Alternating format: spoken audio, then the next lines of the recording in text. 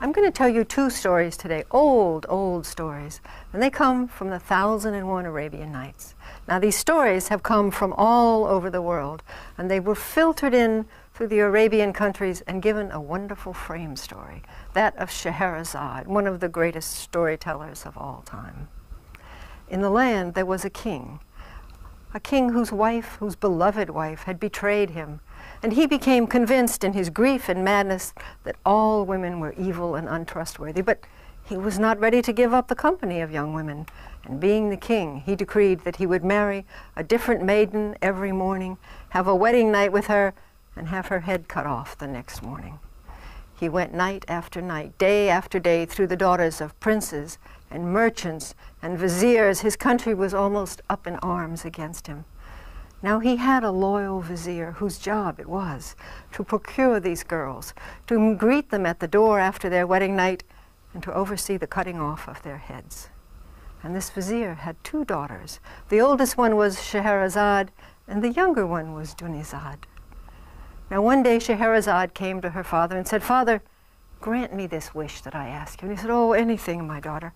And she said, "I will be the next bride of the Sultan." "No, you know what happens to those young women." "Father, I must." And she argued, and finally she convinced him.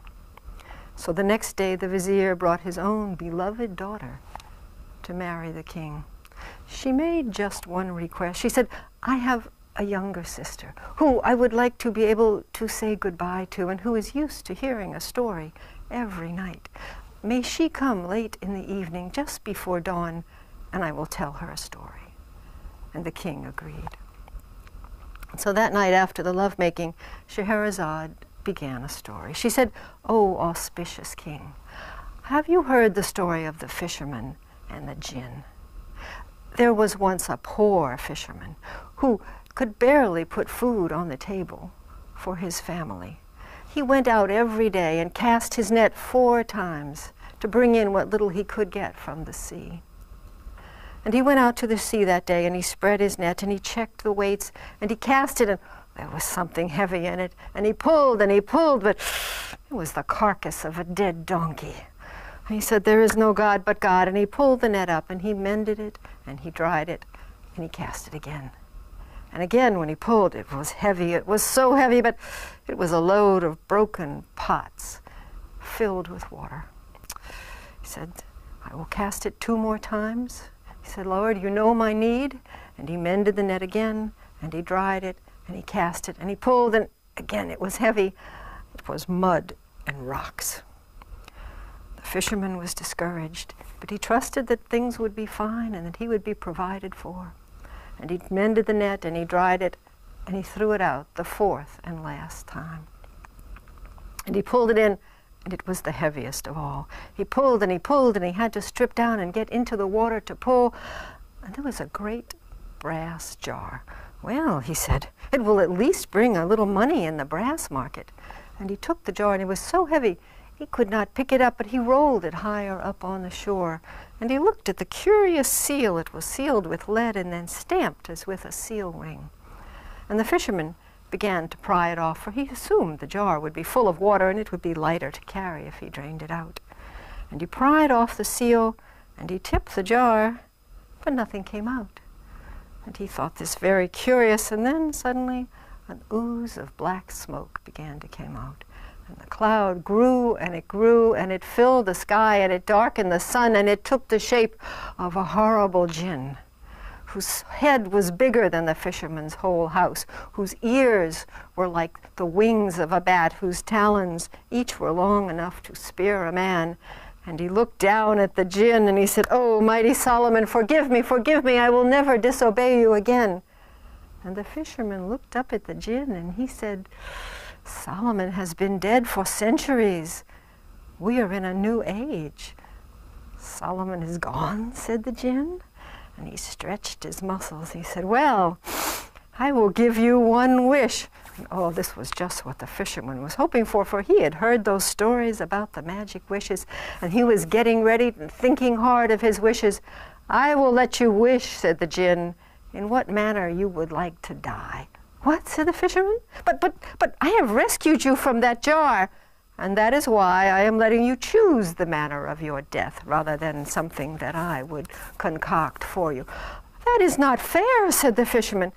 "Let me tell you my story," said the Jinn. "I was one of the rebellious genii, and I fought against Solomon, who wore the ring with the name of God on it, until his loyal jinns subdued me. They brought me before him and asked me to yield, and I refused. And then they sealed me in this jar and sealed with the ring with the name of God, and they threw me far out in the ocean. So I ranted and raged in this jar, and for the first 100 years I said, 'Whoever releases me from this jar, I will make him king among men.' But no one came. And for the second 200 years I said, 'Whoever releases me from this jar, I will give to him all the treasures of the earth.' But no one came. And for the next 200 years I said that whoever released me from the jar, I would give him a wish every day for the rest of his life. But no one came. And I fought against the sides of the jar, and I vowed that whoever released me from the jar, I would let him choose the manner of his death. So choose and be quick, I have things to catch up on." Oh, the fisherman thought about his children. He thought about his poor wife. What would they do without him? And then he said, "No, he is a son of Satan. I am a human being. Surely I can outwit him."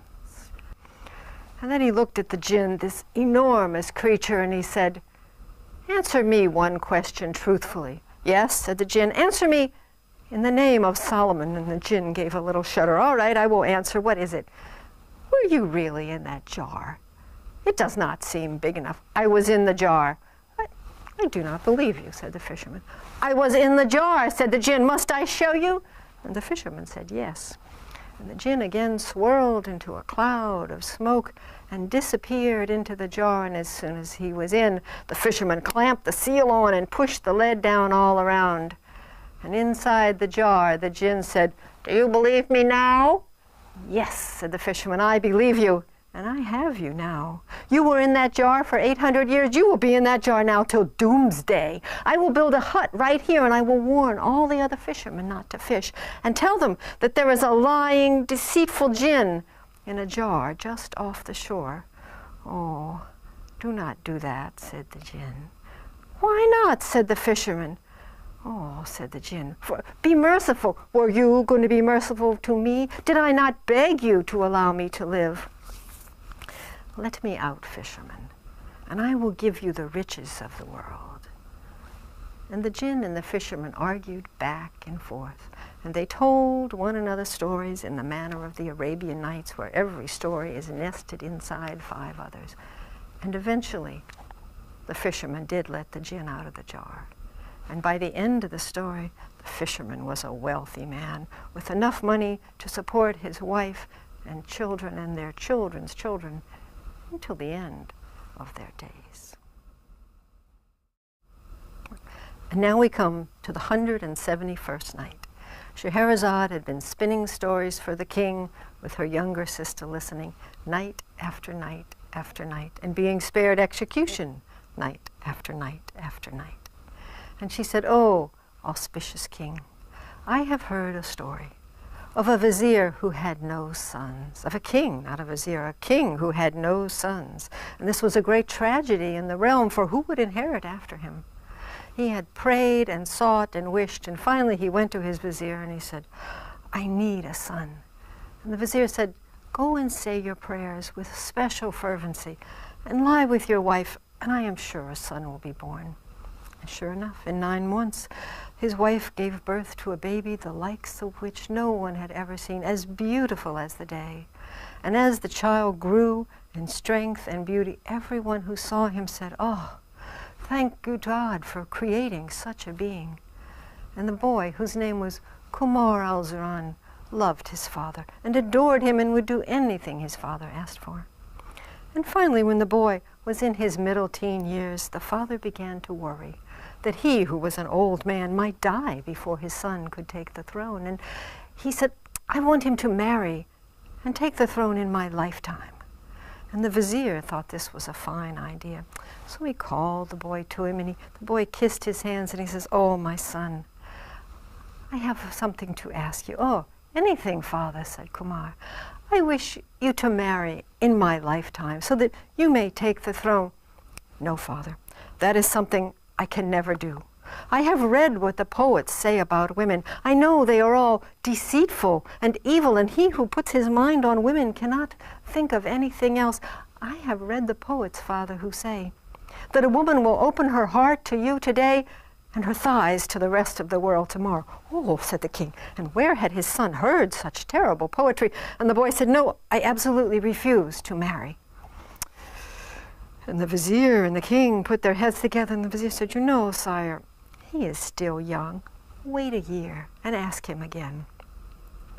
So in a year's time, when Kumar had continued to grow in strength and beauty, with a mouth like a bow and hair like a raven's wing and a thin waist and beautiful eyes, and everyone who saw him went, his father again called him to him.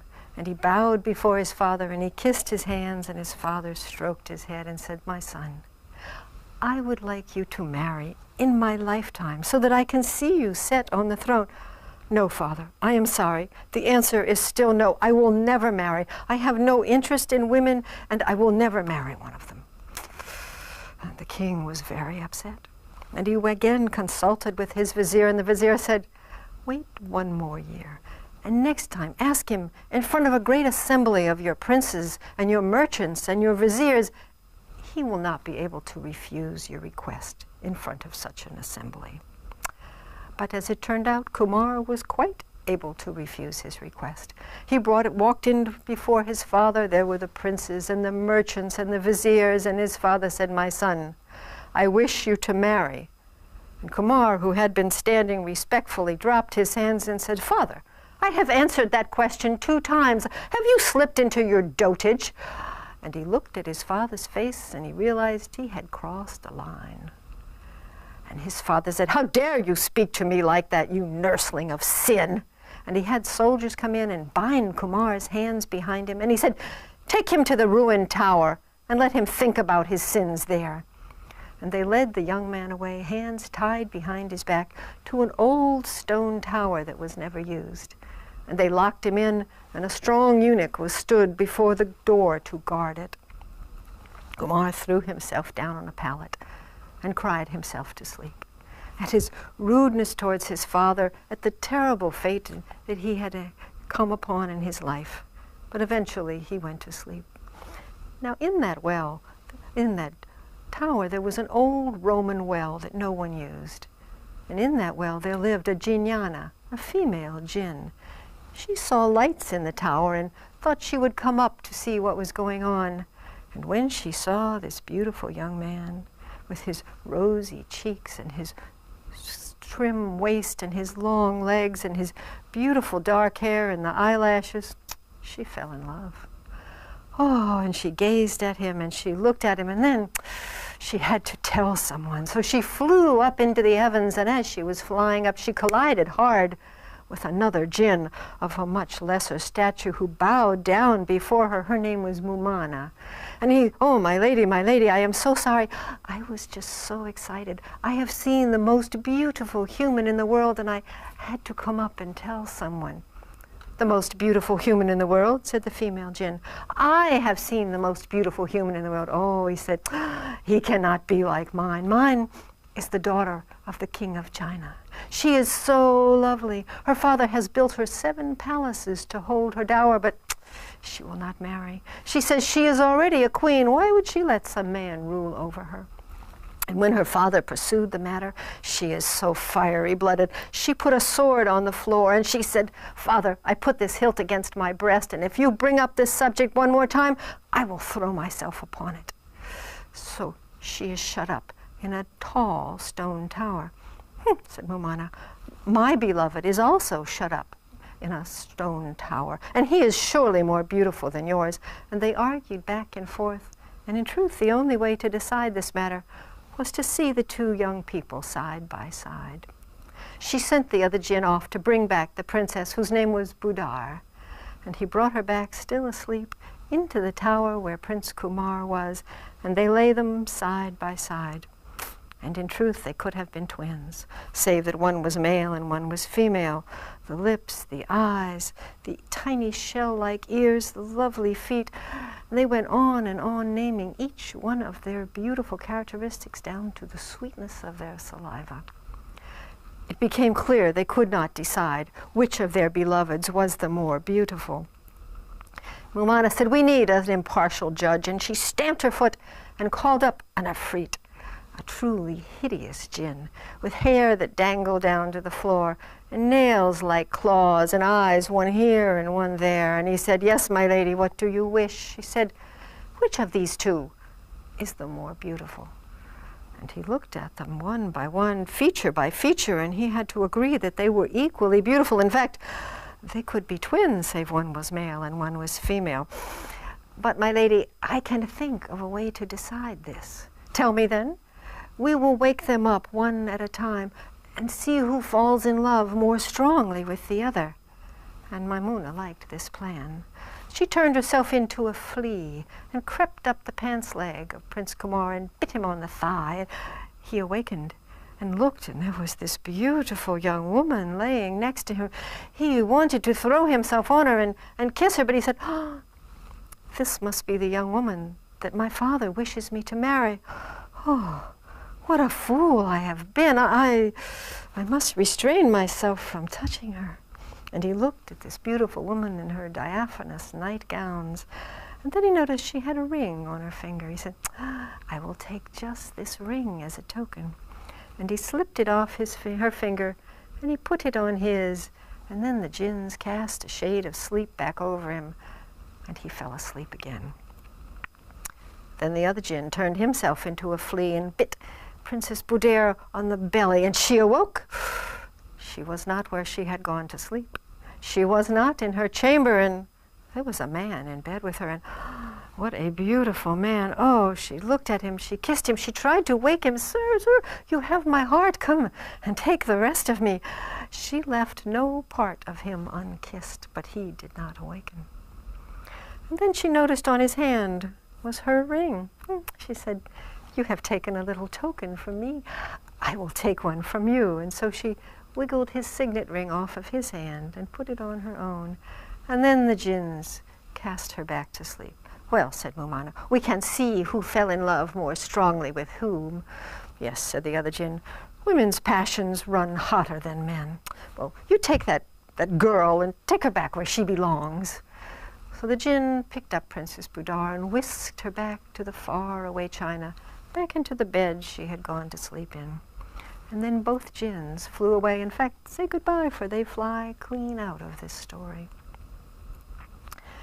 When Prince Kumar awoke, the girl was no longer beside him. And he banged on the door and he called for the eunuch and he said, "Where is the girl? Where have you hidden her?" "Girl, sire? There was no girl." "Where is the girl who was here with me last night?" "Sir, you were alone. I guarded the door. There was no one." And he began to beat and hit the eunuch, and he eventually tied him with rope, and he dunked him down into the old well, and he pulled him up, and he said, "Where is the girl?" "There was no girl." "Pfft, down you go." And finally, sputtering, the poor man almost drowned. He said, "Oh, do you mean the girl, the beautiful girl with the elegant form?" "Yes, where is she?" "Oh, let me up, sire, and I will go and get her." So the eunuch was drawn up from the well and sent to the king, and he went before the king, and he says, "Oh, my sire, my lord, your son has gone mad." And he told the king what had transpired, and the king turned to the vizier and he said, "This is your doing. You go and see to him." And the vizier, who was an old man, ran to the tower, and he went before Prince Kumar, and Prince Kumar was all smiles, and he said, "So, where is the girl that my father wishes me to marry? She was here last night. Tell him I am ready." And the vizier tried to convince Kumar that it was a dream. He said, No, look, I have her ring upon my finger. I have it, she was here. Where is she? Do not torture me anymore." And he began to beat the old man and pull out handfuls of his beard. And finally the vizier, to save his beard, said, let me go and get your father." And he too ran to the king, and he says, "Oh, indeed, sire, your son has gone mad." The king came, and he saw his poor son, who was now weeping and exhausted, and he said, "Father, Father, please, where is the girl that you have for me to marry? Where is the girl whose ring I have, who was here last night?" And the father told him that there was no girl. Kumar fainted away and passed into a great period of depression and grief. He would not eat, he would not drink. And the king set him up in a pavilion beside the sea, and he would sit and nurse his son almost all day and left his kingdom to run itself. And as for Princess Budar, when she awakened again in her own bed, and the young man was not there, she gave such a scream that people ran from all corners, and her old nursemaid ran to her. My dear, what is the matter? Where is the young man who was in bed with me?" "There was a young man in bed." "There was never a young man in bed. Not in this room." And she showed her the ring, and she insisted that there had been a beautiful young man, and that he was the love of her life, and that she must have him. And she began to scream and rant, and her father came, and the soldiers came, and when she began to rip off her clothes, they grabbed her and fastened an iron collar around her neck and chained her to the wall. Things went on like this for 3 years. Kumar languishing in a pavilion by the sea, Princess Budar far away chained to the wall, and they would have stayed like that had not Prince Budar's half-brother come home from studies abroad, and he immediately went to see his sister. And she told him the story that she had told over and over, and she showed him the ring, and he said, "My sister, I believe you. I will find this young man. I will go to the ends of the earth to find this young man." She took her first hopeful breath in years. He set off immediately. He went from town to town, and everywhere the market gossip was of Princess Budar chained to a wall, gone mad. And he walked from town to town, and he rode from town to town, until he began to hear other market gossip of Prince Kumar, sad from love and grief, wasting away in a pavilion by the sea, and he thought, that is who I must look for. So he took a ship to the lands where Prince Kumar's father reigned. But there was a terrible storm, and it overturned the boat, and all were washed into the sea, and only Madawan survived, and he managed to swim to some rocks. And the vizier, who had been standing by the windows in the pavilion watching the storm, he said, "Sire, there is a man clinging to the rocks. May I have your permission to go and get him?" "You may go and get him, but if he looks askance at my son, I will have his head and yours." So the old vizier made his way down to the rocks, and he stretched way down, and he pulled Madawan up and off the rocks. And when he had been fed and bathed and dressed, he was to be taken before the king. "But I have saved your neck. Do not cost me mine. Do not look at Prince Kumar. Do not glance at him with pity, or the king will have our heads." So Madawan was taken before the king, and he bowed low, and he thanked him for his rescue. And out of the corner of his eyes, he took a glance at Prince Kumar, and he said, "They could be twins. Surely this is he." And he began to recite some love poetry about people being separated from their beloveds and being far away and having their hearts torn asunder. And at these words, Kumar opened his eyes, and he gestured weakly that the person saying the words should come closer. And when Madawan got very close, he knelt down beside him so that he could whisper in his ear, "I come from she who you love, and she loves you, and I vow to reunite you." And at that moment, Kumar took his first hopeful breath in years, and he asked for some soup and some wine, and his father was overjoyed, and he would only eat if the stranger would feed him. And Madawan spooned soup into his mouth and held the cup so that he could drink a little wine, and Kumar sat up. It looked as if he were recovering, and the king declared days of celebration throughout his kingdom.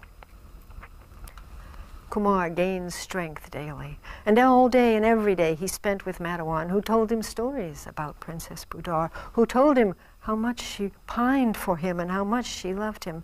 And finally, when he had regained much of his strength, they made a plan. "Let us ask to go hunting, and say that you wish to go just with me out into the desert." The king could refuse his son nothing, if he ever could. And he said, "But only be gone one night, my son, for I cannot bear to be parted from you." So they set off on horseback with a camel to carry the heavier supplies. And they rode far into the desert, and when they came to a crossroads, Madawan asked Kumar to take off his robe. "Why?" said Kumar. "Because your dear father will surely follow you if you are not home in one night, and we need to leave a false trail that he will not follow us for long." So they took the robe, and they killed the gazelle, and they sprinkled the blood on it, and they put the road down in the crossroads, and they rode back and forth over it on horseback, and then left across the desert. Now indeed the king did come and send out search parties, which he himself at the head of the search party when his son had not returned. And when they brought the bloody and torn robe, they thought surely his son had been set upon by wild beasts and robbers. And the king threw dust and ashes on his head, and the whole country went into mourning. Madawan and Kumar traveled for days and days and months to reach the land where Princess Budar is. And Madawan said, "I have another plan. My father has promised half the kingdom and my sister's hand in marriage to anyone who can cure her, but he does not want false cures, and everyone who fails, head is put on a pike outside the city. We must disguise you as an astrologer and a physician, that you may get into the city and gain admittance." So they bought him robes embroidered with moons and stars, and bottles of potions and a little scale, and put them in the saddlebags, and Madawan hid himself. And Prince Kumar went into the city and said, "I am an astrologer and a physician. I have come to cure Princess Budar." And all the townspeople went, "Shh! Do you not know what happens if you fail?" And they looked at this beautiful young man, as beautiful as the sun and the moon, and they did not want to see that head gaping on a pike outside the wall. He said, "No, no, I have come to cure Princess Budar." Eventually, he was brought to the palace and stood before the king with his bottles and vials and his tiny scale. He says, "I can cure the princess." The king even had second thoughts. He looked at this beautiful young man standing before him and said, "Are you sure? Do you know what happens if you fail?" "I know, sire." He had a guard lead Kumar to the chamber, to the tower chamber of Princess Budar. And the guard said, "Slow down. Are you eager to meet your death?" Kumar was eager. And they entered the chamber. The princess's bedroom was towards the back, and there was a curtain before it. Kumar said, "Give me some parchment and a pen." And he wrote down a love poem. And at the end, he added a little stanza. "Some time ago I took a ring of thine. I return it. Please give me mine." And he folded up her ring in the corner of the paper, and he had the guard bring the letter to the princess. She quickly read through the love poem. She saw the ring. She put her hands around the metal collar, broke it, and yanked the chain from the wall and ran to meet her love.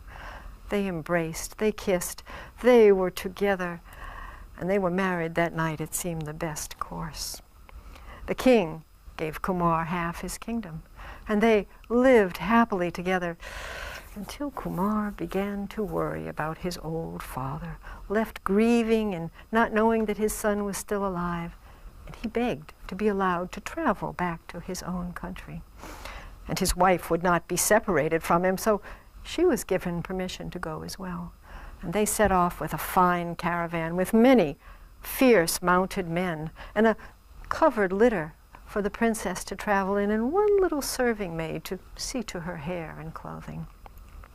They traveled for many days, and when they had set up their great silken pavilions for the night in a lovely lush meadow with lots of grass for the horses, Princess Budar was still asleep, and Kumar got up and saw to the men and the horses, and he came back in, and there she was on the pallet, so beautiful, and he thought to perhaps tickle her awake. But when he ran his hands across her belly, he felt a strange, hard thing, and he looked, and there knotted in the string to her pajamas was a glowing red stone. "Oh," he says, "she must value this highly to keep it in so personal a place, and look, there is writing on it, but I cannot read it. And he took the stone out into the sun to hold it up to the light to read the words. And as he was trying to read it, down came a bird and grabbed the stone out of his hand and flew off. And Kumar gave chase. He ran through brush and gullies, through forests. He ran through valleys and across deserts. He still could not catch the bird. And every time the bird got too far ahead, it seemed to look back and stop and wait for him. He was totally lost. And when night came, he threw himself down at the base of a tree and slept. When he woke up at the first rays of dawn, he looked up, and there was the bird with the stone still clutched in its claw, roosting in the tree. And when the bird saw that he was awake, it flew off again, and Kumar followed. Strange, said Kumar, the bird seems to know how tired I am, and it is flying less fast than yesterday. And it flew, and in the distance, Kumar could see the walls of a city. And they went up to the walls, and the bird flew over the wall, and Kumar lost sight. He said his prayers outside the gates of the city, and he went in. And everywhere he looked, there were strange people. These were not people like him. There was not a Muslim in sight. And he walked, and he walked, and he looked in every tree and on every housetop for the bird, but he did not see it. Until greatly saddened, he came to the other entrance to the city, and he walked out into the countryside. There was an old man sitting in front of a beautiful lush orchard, and he says, "Oh, you are far from home. I can tell by your dress you are a Muslim, as I am. There are no Muslims in this city. Sit down and tell me your story." And Kumar sat down beside the old man, and he related his sad story, how he had lost his beautiful wife and the bird who had taken his stone. And "Oh, that is truly an amazing story," said the old man. "There are no Muslim cities near here. The only one is far away, and you must get there by ship. I cannot see how you got here on foot. The ship that might take you there has just left. They only come once a year." "Oh," said Kumar. "Stay with me," said the old man. "Work in the orchard. Wait the year, and then you will surely go and find your wife." Kumar could see no other plan. So he worked for the old gardener. He hoed the grounds, and he pruned the trees, and he carried water. And every night he lay down in the little shed where he slept and wept for his lost wife. But what of Princess Budar? She awakened. She found her clothes disheveled, and the stone was missing. "Oh, Kumar must have taken it, but where is he? He cannot bear to be from my side for even a few minutes." And she stuck her head out of the tent, and she looked, and she did not see her husband. But she did see these strong, fierce men staring at her. She said, "Where can he have gone? And he has taken the stone, and he does not know its magical properties. If I tell these men that my husband is gone, they will become emboldened with me, and they will send me back to live in the harem of my father. No, I must press on and find my husband." So you remember that they looked identical. So she put on her husband's clothes. She wound his turban round her head. She stuck her head out the door and called for the litter to be brought forward, and put the maidservant in the litter. Then she went out, called for the horse, mounted it, and told the men to pack up and get ready to move. She rode at the head, with the litter far in the back, looking always to see if perhaps her husband was coming back across the plains. He must be on foot, for no horses were missing. And they rode day after day, and Princess Budar could not think what had happened to her husband. They camped one night outside of a fine city with many tall towers. And the king of that city sent out an emissary to see who had this grand encampment in these beautiful silken tents. And the emissary came back and said, "It is a prince from a foreign land. He has lost the road, and he is the handsomest man I have ever seen." The king of that city invited Princess Budar, disguised as her husband, to a feast. And the more he talked to the young man, the more he liked him. And finally he patted his hand and he said, "I am an old man. I have not been blessed with sons, but I have a daughter, Hayat al-Nusef, who is your equal in beauty. She is an innocent and pure girl. I would like you to marry her." "Oh," said Princess Budar, "she could not now tell the king that she was a woman disguised as a man, for if he did not kill her, her men would. She could see no other course." So she married the princess, and they had a grand wedding. It was the wedding of their dreams. And on the wedding night, Hayat is there in the bridal chamber, and Kumar, as she thought he was, went in and began to say his prayers. Before he did, he kissed his wife lightly between the eyes, and then he began to pray. And he prayed, and he prayed, and he went on and on and on until Hayat fell asleep. And when he was sure she was asleep, Princess Budar climbed into bed with her and got up quickly the next morning and went to the royal audience room where he took on the role of king. And he made wise judgments, and he relieved the merchants of tariffs, and he settled disputes, and everyone said, "Yes, we are lucky with this new king." Now the second night went much as the first. He said his prayers, and he prayed, and he prayed, and he prayed, and Hayat thought she had never seen anyone as pious as her new husband. And when she fell asleep, Princess Budar climbed into bed with her. Now, after the second night, Hayat's mother came to her and said, "So, how was it?" And Hayat told her what had happened, that her husband, though beautiful and certainly pious, had not touched her. And the mother was very upset that the marriage had not been consummated. And when she told the king, he was even more upset that his daughter was being neglected in such a way, and said, "I do not care how beautiful that young man is. If this marriage is not consummated by the third night, I will take him off the throne and send him back to his country." And on the third night, after Princess Budar had had another day of settling disputes and reading the law with the merchants and the townspeople, the wedding chamber was lit with soft candles. Incense was burning. Hayat was dressed in a beautiful gown. She stood before her husband and she said, "I do not say this to make you desire me, for I think that is a hopeless cause. I did not know that all beautiful people were so self-centered.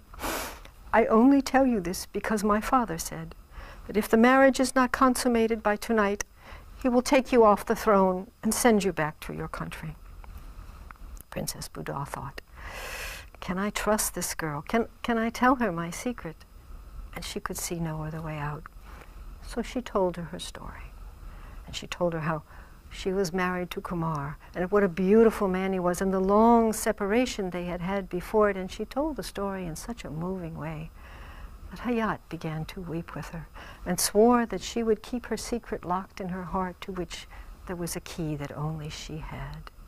And the two young women embraced and slept that night, and in the morning they killed a rock dove that was outside the window, and Hayat spread the blood of the dove on her thighs, and when her mother came in, oh, she was relieved, and there was much ululating and joy, and flowers strewn before her. Things went on like this. The princess sitting on the throne, and the two princesses spending the nights together for months and months. And as for Kumar, he was working in the orchard, in the olive orchard for the old man, and weeping over his lost wife. And one day when he was relaxing under a tree after a hard morning, he saw two birds come having a vicious fight. In fact, one of them pecked the head off the other and then flew away. Two other birds came, and they stood beside the little body, and every aspect looked as if they were mourning, and they scooped out a little grave and pushed the body into it and patted it down and flew away, and in a short time came back harrying the first bird between them, and they killed the aggressor bird and laid him over the grave as if it were a grave offering. Kumar was amazed at this strange behavior in the birds, and when the birds had left, he went over to look at the body. But there was something red and glistening in the little body, and when he took it out, it was the red gem. "Ah," he said, this must be a sign that I am to be reunited with my wife." That day when he was hoeing and working with particular vigor, his hoe made a strange clunk on the ground. And when he scraped the dirt away, he found a trap door. And when he opened it, underneath there was a chamber, and there were 50 jars full of gold. Oh, he said, who could have buried this? And he brought them out one by one, And he offered to share them with the old gardener, but the gardener said, "No, you may need this money to get back to your wife, for the ship is almost due to arrive." For it had been about a year that Kumar had been there. News was brought to them that the ship was coming, and Kumar said, "I must take my leave of you. I'm going to take the gold and put a layer of olives over it so that I may ship them safely." So he took the first jar and he put olives, and then he sealed the jar. And in the second jar he thought, "I will put the red gem, for you never know." He laid it on top of the gold and covered them all with olives. Now the sailors came and told him, "We will sail on the morning tide." And they took the olives away in a wagon to store in the hold of the ship. But the old gardener had fallen ill. He was so ill, hot with fever, out of his head. He was calling Kumar his son, and Kumar could not leave him. The sailors said, "We cannot wait for you." And Kumar said, "Go, go, I cannot leave him." And he nursed the old man through his last agonizing breaths. And then he made sure that he was buried with all the proper rituals and observances. And then he wept, for the ship was gone. Now the ship was sailing to the island where Princess Budar reigned as king. It was a great occasion when any merchant's ship came in, and she sent word down to the harbor to have the merchant come up and tell her what goods he had brought. "Oh," said the merchant, "I have brought the finest olives ever seen. Olives are rarely seen in this land, and I will give you a good price for the owner of the olives. He could not come with the ship." And the olives were brought in, and Princess Budar loved olives. She said, "I will take them all." And she had all the jars brought into her private chamber. When the merchant was gone, she opened them up and spooned out a spoonful, but under the olives there were gold pieces. She opened the next jar and spooned out the olives. There was the red gem. She knew who the owner of these olives were. She sent her soldiers quickly down and dragged the merchant back, and she said, "The owner of these olives has done me a great injustice. You send your ship back to get him, and I will hold you here, and if they do not come back, I will have you put to death." The merchant ordered his sailors back to the island where they had gotten the olives. And Princess Budar told Hayat that she thought at last she would be reunited with her husband. The ship with no cargo made record time, and the sailors ran through the streets, and they grabbed Prince Kumar, who insisted that he didn't even know the king of these islands, and let alone had done him an injustice. But they did not listen. They tied him up, strung him on a pole, and carried him back to the ship and threw him in the hold. When they got back to the island where Princess Budar reigned as king, he was dragged up to the palace. He did not recognize his wife. He hardly dared look in the face of such a king who had great power over him. She rewarded the merchant well, told him his ship was free to go. Then she ordered her attendants to take Prince Kumar to the baths and bathe him and dress him in the finest robes available. And she went to Hayat and she said, "I have a plan. I am going to do a little story that will be written about and read by kings and commoners for the rest of time." When Kumar was bathed and perfumed and his hair oiled and dressed, he was irresistible. And the king came to him and told him that he had set aside lands outside the city that would be his, acres of olive trees, herds of camels and horses. And Kumar thought, "Why is he rewarding me like this? These are the things you would give an older, honored man, but not me. Why?" And he said, "Sire, I do not know why you heap these gifts upon me. I only need your leave to go and seek my wife." And the king said, "I give you these things because I love you." And he came close to the young man and he put his arm around him, and Kumar went, Oh, no, sire. No, I do not do things like this. It is a sin." "You are not even in your majority yet," said the king. "Allah will forgive you." No, sire, I could not. "Just once," said the king. "I am, after all, the king." And Kumar realized he was in this man's power, and he said, "All right, just once." And the king led him into the chamber and bid the young man disrobe. And when he had climbed into bed with him, Kumar was weeping. His cheeks were flushed and blushing as hard as he could, and tears were streaming from his eyes. And the king said, "Slide your hand down lower." And Kumar did, and then he was puzzled, and he said, "Sire, you do not seem to be equipped as other men." And then Princess Budar began to laugh. And at the sound of that laughter, Kumar recognized his wife, and they fell into a deep and long embrace. And when finally they parted, he said, "Oh, my love, I have found you, but why did you play that cruel trick upon me?" "Oh," she said, "do not chide me. I only did it to increase our enjoyment." And when they were dressed, she introduced Kumar to Hayat, and she said, "This is my wife. She has been loyal. She has kept my secret. I would like you to take her as a second wife." "No, no, as a first wife, and I will be the second wife." And Hayat, who was dazzled by this beautiful young man, agreed. And they went to her father. And when they had finally made him understand that the man that he thought was his daughter's husband was really this man's wife, and that the king really should be this man, and when he had gotten his head around all this, he agreed that it was such a story, that it should be written in gold for the ages. And he agreed to the marriage of his daughter to Kumar. So Kumar al-Zaman married Hayat. She was his first wife. And Princess Budar was his second, and he loved them each in turn, one night for this one, and one night for the other. Now I wish I could tell you that their travails were all over, and that life went along smoothly. But indeed, it was not to be. This is only halfway through the story of Kumar al-Zaman and his two sons. We have only now got to the two wives, but that is a story for another night.